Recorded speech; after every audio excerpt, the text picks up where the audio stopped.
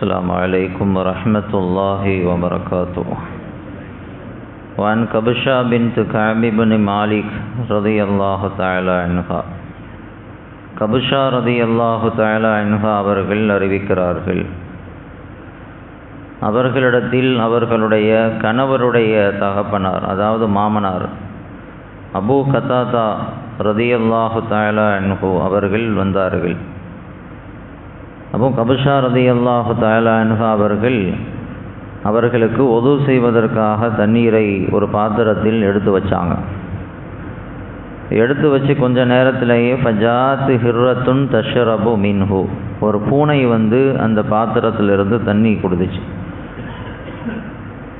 பாத்திரத்தில் வாய் வச்சு தண்ணி குடிச்சிட்டு இருந்துச்சு. இதை பார்த்த அபூ கத்தாதா ரதியல்லாஹு தஆலா அன்ஹு அவர்கள் ஃபஸ்கா லஹு அல் இனா ஹத்தா ஷரிபத் மின்ஹு, அது நல்லா குடிக்கணும் அப்படிங்கிறதுக்காக அந்த பாத்திரத்தை அந்த பூனைக்காக சரித்து கொடுத்தாங்க. அது எட்டி எட்டி குடிச்சிட்டு இருந்துச்சு. நல்ல தாராளமாக குடிக்கணுமே அப்படின்னு சொல்லி அதற்கு இலகுபடுத்தி கொடுத்தாங்க. இதை பார்த்து கொண்டிருந்த கபுஷா ரதியல்லாஹு தஆலா அன்ஹா, அந்த ஹதீஸை அறிவிக்கக்கூடிய பெண்மணி, அவங்க சொல்கிறாங்க, நான் இந்த காட்சியை ஆச்சரியத்தோடு பார்த்து கொண்டிருந்தேன். என்ன பூனை வாய் வைக்கிது, அது அவங்க பாட்டுக்கு அது குடிக்கணும்னு விடுறாங்களே அப்படின்னு பார்த்துக்கிட்டு இருந்தேன். நான் பார்ப்பதை அவர்கள் பார்த்துட்டாங்க, நான் ஆச்சரியமாக பார்க்குறேங்கிறது அவங்களுக்கு தெரிஞ்சிருச்சு.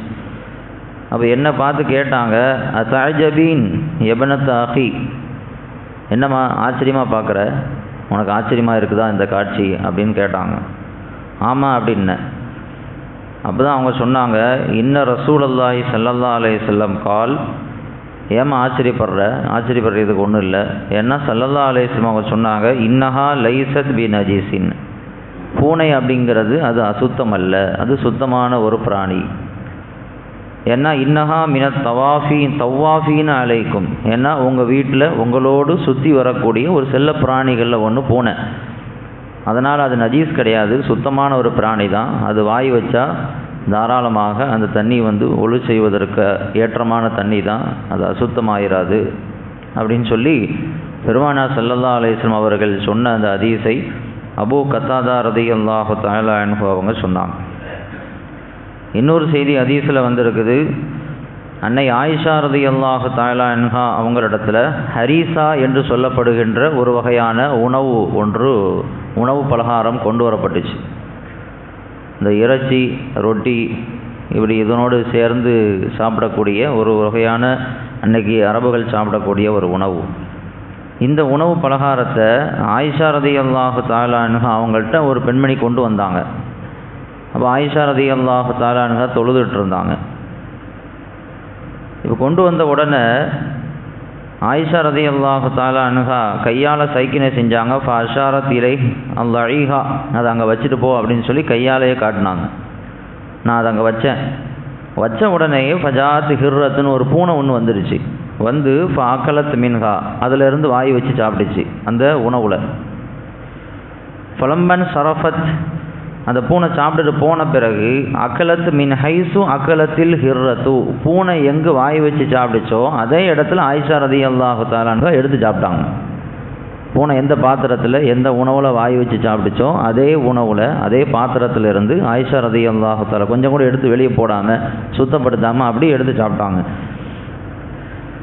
சாப்பிட்டுட்டு சொன்னாங்க, இன்ன ரசூலுல்லாஹி ஸல்லல்லாஹு அலைஹி வஸல்லம் கால இன்னஹா லைஸத் பி நஜீஸின், ஏன்னா ஸல்லல்லாஹு அலைஹி வஸல்லம் சொன்னாங்க, பூனை நஜீஸ் அல்ல, பூனை அசுத்தம் அல்ல, அது சுத்தமான பிராணி.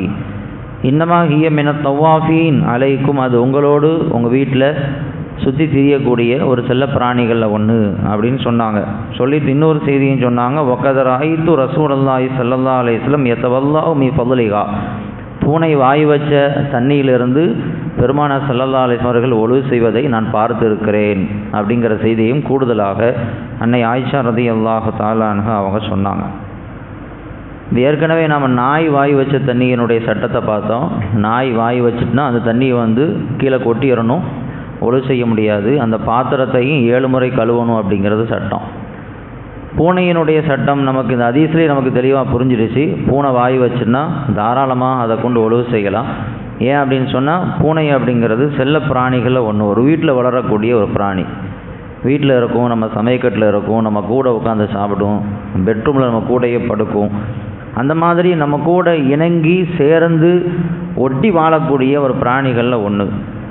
அதனால் அது தவிர்க்க முடியாத ஒன்று, அது நம்ம விட்டும் தூரப்படுத்த முடியாத அளவிற்கு நம்மளோடு சேர்ந்து வாழக்கூடிய ஒரு பிராணி என்பதால் ஸல்லல்லாஹு அலைஹி வஸல்லம் அவர்கள் பூனை வாய் வச்சுன்னா அந்த உணவோ அந்த தண்ணீரோ அது கெட்டு போகாது, அது அசுத்தமாயிராது, அது சுத்தமானதாகத்தான் இருக்கும் என்று சொன்னார்கள்.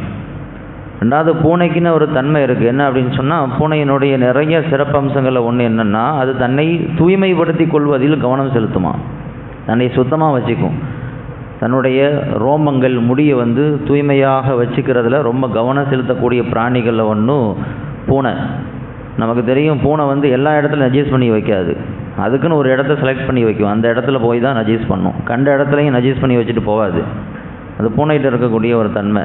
அப்படியே ஒரு வேளை நஜீஸ் பண்ணாலும் மண்ணை வச்சு மூடி விட்டுரும். அதெல்லாம் நம்ம பார்த்துருக்கோம்.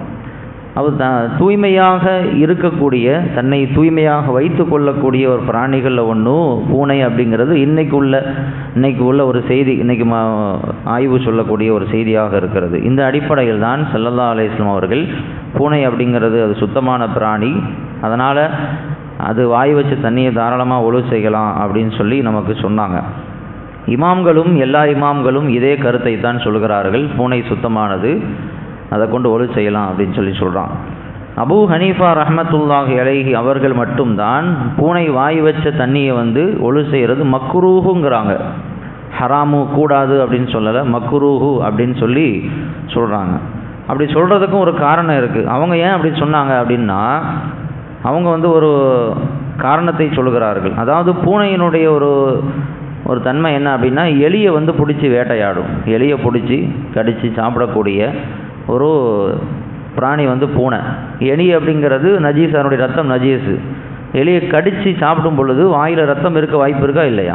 அந்த ரத்தத்தோடு வாயில் தண்ணியில் வாய் வச்சிருச்சு அப்படின்னா தண்ணியும் சேர்ந்து கெட்டு போயிருமே. அப்படி இருக்கிறதுக்கு வாய்ப்பு இருக்குது அப்படிங்கிறதுனால மக்ரூஹுங்கிறாங்க. எப்படி ஸல்லல்லாஹு அலைஹி வஸல்லம் அவங்க தூங்கி எஞ்ச உடனே ஒருத்தர் கையை கழுவிட்டு அதுக்கு பிறகு பாத்திரத்தில் கை வைங்க அப்படின்னு சொன்னாங்களா இல்லையா? ஏன் அப்படி சொன்னாங்க? அது காரணத்தையும் ஸல்லல்லாஹு அலைஹி வஸல்லம் அவங்களே சொல்கிறாங்க. அவர் கை எங்கே பட்டிருக்குன்னு தெரியாது, அசுத்தமானதில் பட்டிருக்கலாம். தூக்கத்தில் அவர் எங்கே கை வச்சாருன்னு அவருக்கு தெரியாது. அதனால் அப்படி ஒரு வாய்ப்பு சந்தேகம் இருக்கிற காரணத்தினால கையை கழுவாமல் பாத்திரத்தில் கை வைக்காதீங்கன்னாங்க ஸல்லல்லாஹு அலைஹி வஸல்லம். அப்போ ஒரு சந்தேகம் இருக்குதா இல்லையா?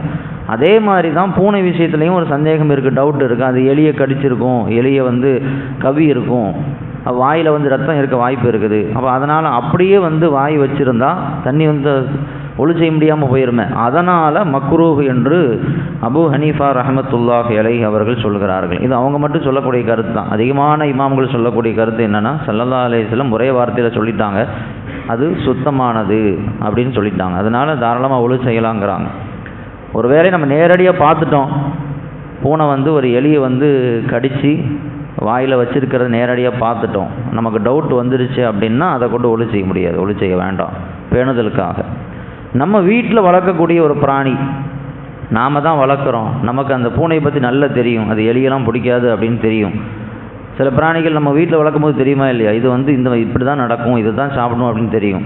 நம்ம கன்ஃபார்மாக தெரியும் அது எலியை தொடவே தொடாது அப்படின்னு தெரிஞ்சிச்சுன்னா தாராளமாக அந்த பூனை வாய் வைக்கக்கூடிய தண்ணீரை கொண்டு ஒது செய்வது, பூனை வாய் வச்ச உணவை அதை அப்படியே சாப்பிட்றது எந்த விதமான தவறும் இல்லை அப்படிங்கிறத இந்த ஹதீஸிலிருந்து நாம் உணர்ந்து கொள்கிறோம். அல்லாஹ் ரப்புல் ஆலமீன் ஸல்லல்லாஹு அலைஹி வஸல்லம் அவர்கள் சொன்ன ஒவ்வொரு ஹதீஸ்களையும் அதனுடைய தாத்பரியத்தை, அதனுடைய நுணுக்கங்களை விளங்கி அமல் செய்யக்கூடியவர்களாக நம்மை ஆக்கி அருள் புரிவானாக. வ ஆகிரு தஅவானா அனில் ஹம்துலில்லாஹி ரப்பில் ஆலமீன்.